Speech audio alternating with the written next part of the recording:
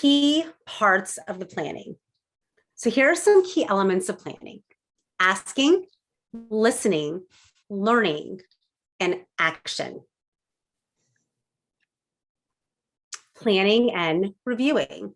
So what needs to be reviewed? So if you're thinking about that, it's necessary to review what is important to you. Remember, you're in the driver's seat. This is your plan and you're in control of it. So ask yourself, what's keeping you from doing the things you want? And what can your team do to help you with them? Let's talk a little bit about the timeframes. So for planning, the planning is guided by your time to communicate ideas of what you want in life. Multiple meetings may need to be set up to allow you the time to process your thoughts, to describe what you want and don't want to occur in your life. Remember, you're in control of this. So if you need to break it out into smaller meetings or have one longer one, it's your choice. So it is okay to have more than one meeting, even if the person helping me with my meeting doesn't want that.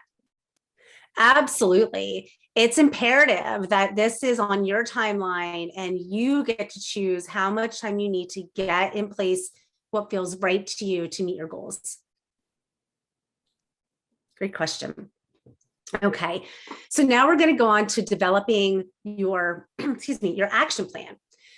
When developing your action plan, you want to ask yourself these questions.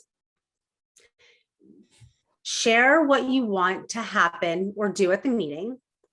Describe the action steps.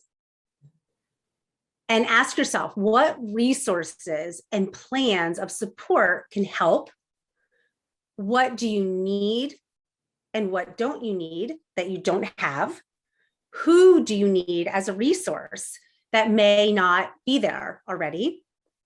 Identify who will help you. How will your team check in and see what you need is another question to ask. Think about what the timelines are. And then think about how will you know the goal has been accomplished. So in regard to the timeline on these action steps, when thinking about the timelines, you want to ask yourself these questions.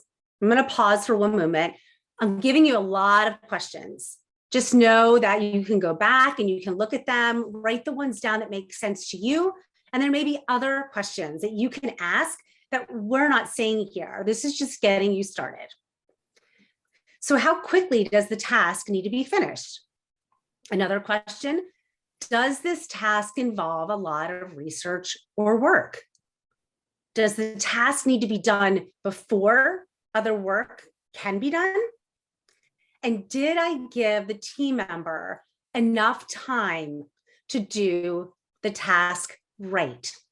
So asking them and finding out how they process things and how much time they need to get through something is also important to help you know how to move them forward as you're in control of this plan. Okay, so you'll see a visual up here, and this is a tool. It's a life course planning tool that you might use, which is called the integrated star. It shows different parts of your life and how they work together. The parts are technology, community-based, eligibility specific, which relates to government supports, and personal strengths and assets, which is what you have and what you are good at. The last one, very important, is all relationship-based. You can find this tool and others like it at our website at personcenteredplanningmd.com/resources. So now we're going to talk a little bit about Paws's plan. We're going to go over a real person's plan. We're very thankful for this person, Paws, who has allowed us to use her plan to help you see what can also work for you. So we're going to start with Paz's North Star.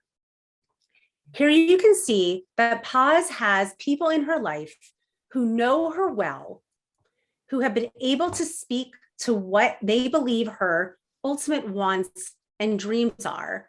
Since Paz doesn't communicate verbally, her team helps her identify these North Stars. Remember, we believe everyone communicates, just each person communicates differently. So this is how they're helping her.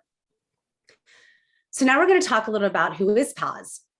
You can see here on this slide that there are so many things about Paz that she and her team want to get down on paper. She communicates a great deal without speaking and using facial expressions and body language to clearly respond to her environment. And she is not judgmental, and she's very patient. All right, so now we have this grid. I'm just going to pause for a moment, let you absorb it. Okay, I'm gonna share a little bit about what's on here now. So you, excuse me, bear with me one moment.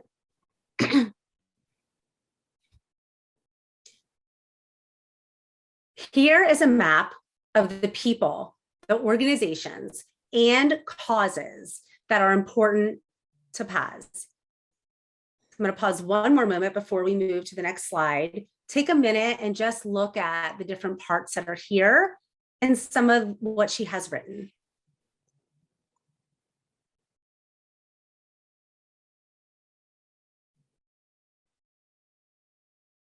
All right, are there any questions on this before I move on to the next slide?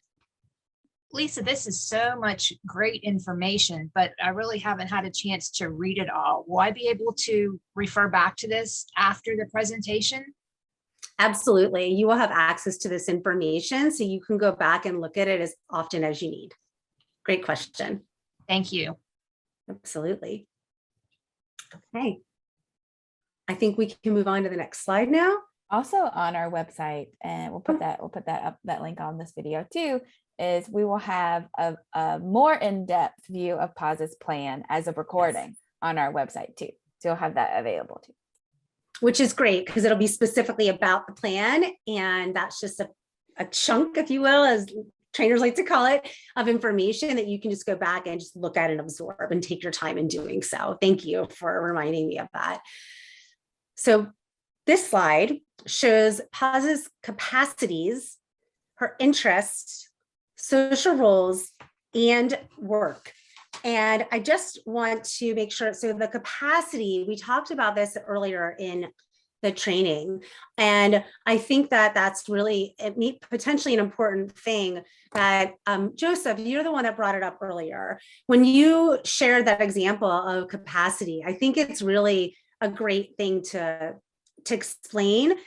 And I loved how you articulated it with, in some ways, you might have capacity to do something to the full extent. I think you had said like going to a doctor's office, but then when it came to potentially having a surgery, you may have needed someone else to come in to help answer some of those questions. Do I remember that correctly?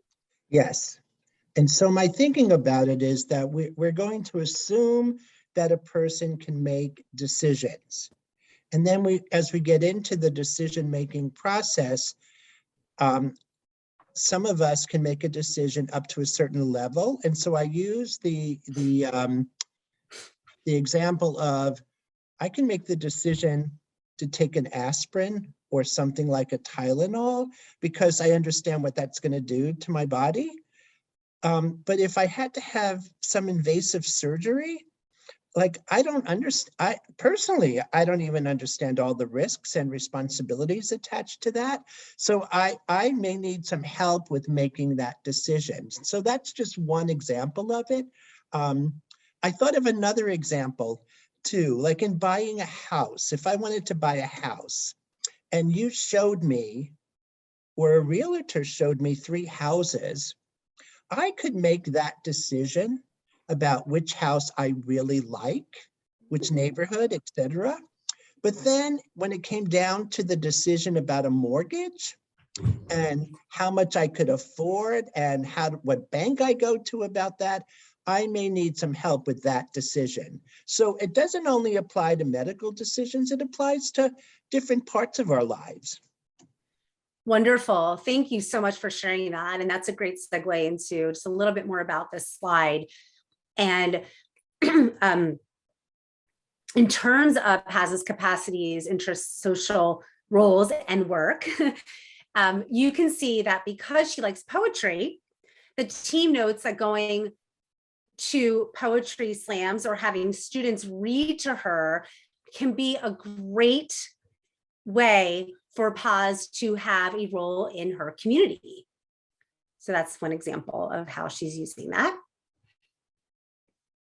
On the next slide, we talk about ordinary places. So how can Paz have more fun in ordinary places? So using that capacities map, the team worked together to make a list of all the things that Paz may want to do in ordinary places. So I'm going to pause for a moment and let you just read through this list.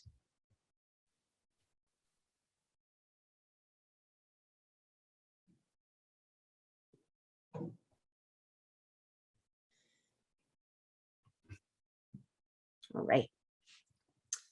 So health and wellness. Paz and her team decided to list health and wellness specifics because they matter to her. And remember, this is her plan. But so take a look at what's there. But what if I don't want to include health specifics in my plan? That's a really good question, Christy. And like we mentioned before, you don't need to include this personal information unless you want to. It is your choice.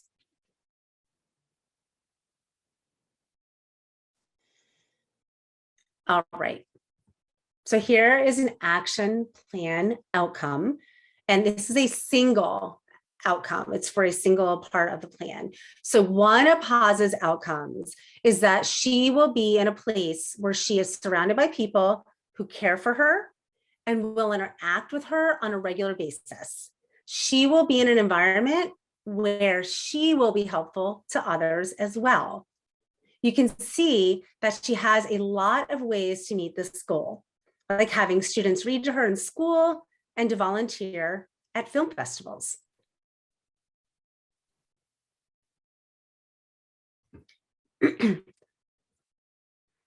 Thanks. So we want to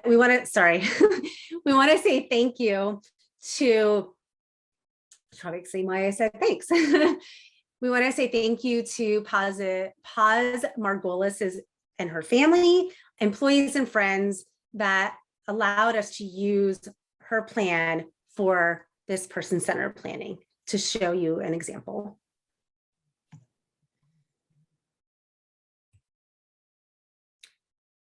So expectation matters. And we talk through this plan and the employment outcome example. This is another format of an action plan. This is an example that's not Paz's, it's just a general example. That's a very simple plan. Anyone can create an action plan, regardless of their disability or what they want to accomplish. For more examples of action plans and templates to create your own, please see the person-centered planning guide. It's important to know that for this action plan, Jack tried several kinds of jobs and spoke with a lot of people about jobs before he made the decision to be a grocery store worker. So here is a visual representation of the action plan for employment. The outcome that Jack wanted is in the orange box at the bottom. And that was Jack will get a job working as a stock clerk at a grocery store near his house. The action steps are in the purple boxes. So the first one all the way on my left is that Jack will contact his doors counselor for job development. And that was for, May 1st, 2020. And then Jack will update his resume August 20th of 2020. And then Jack will submit employment applications weekly to his grocery store with a done by date of November 20th, 2020.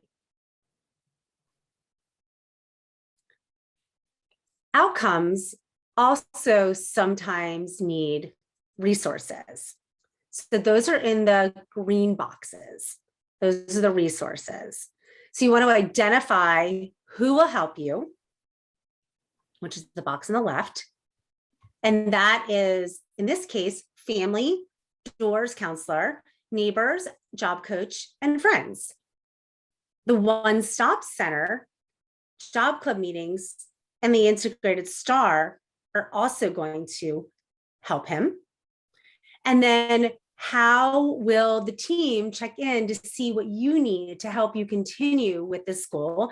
And that for him is with monthly email updates.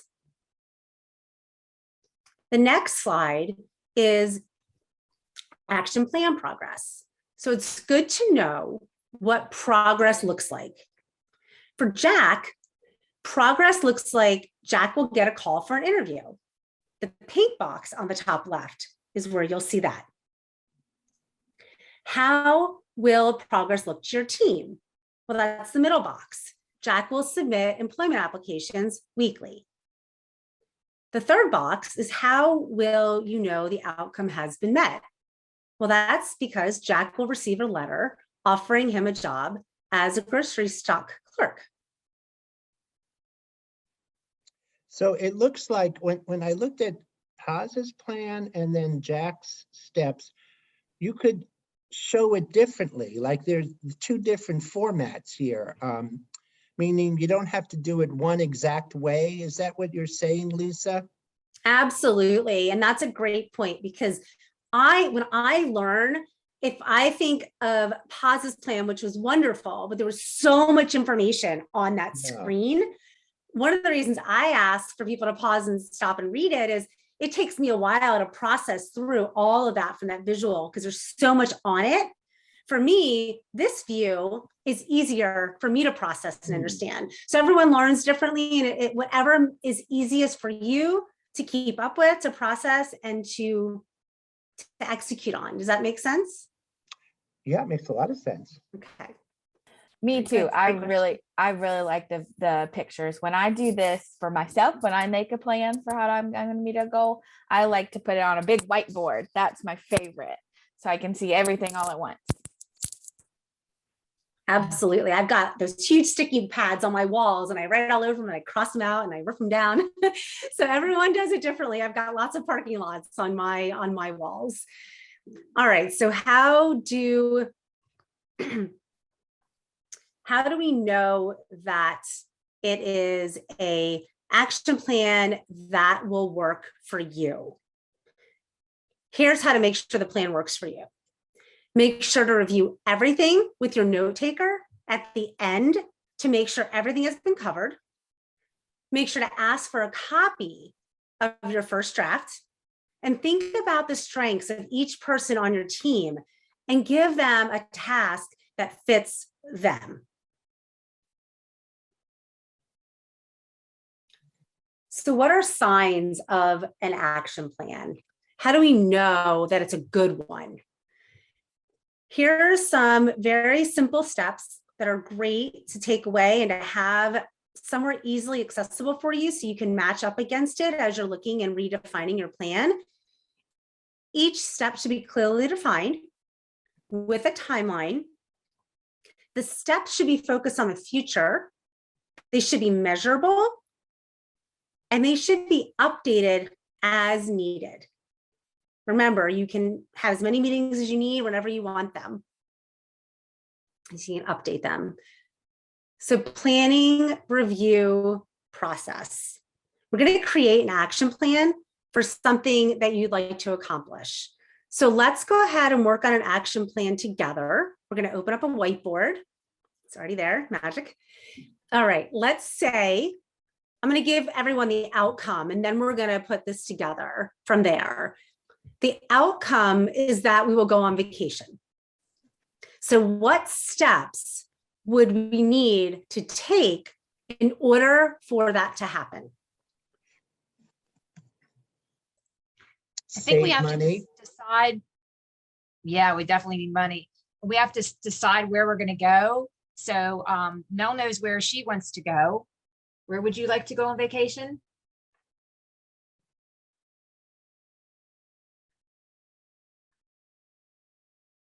Vicky. Where do you want Tiffany to take you? On a road trip. She would like to go on a road trip. And where exactly do you want to go? Vicky. With Tiffy to the beach. I'd like to go to the beach right now too, since there's snow on Me the too, Mel. I'd like to go to the beach too. Very good. You might need to take time off work or decide what people you want to go with. Absolutely.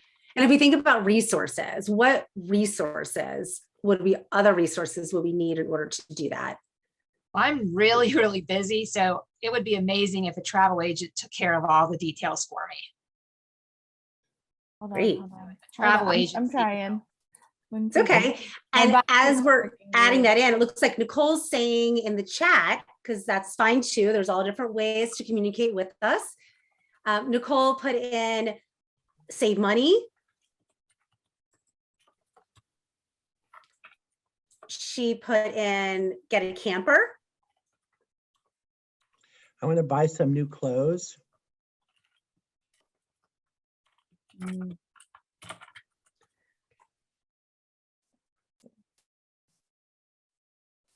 She also said find support staff to drive. So if you don't drive for yourself, then getting someone that's going to help get you there.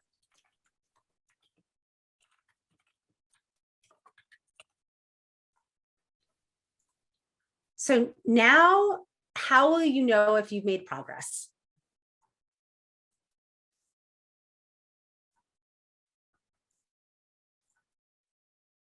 When my travel agent tells me that my room is booked, I know how I'm getting there. I know that I have enough money.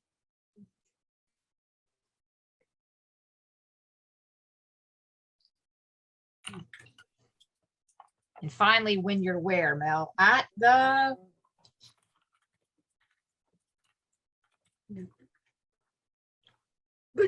beach. That's right. That's right. Yeah. And there's our action plan. Excellent.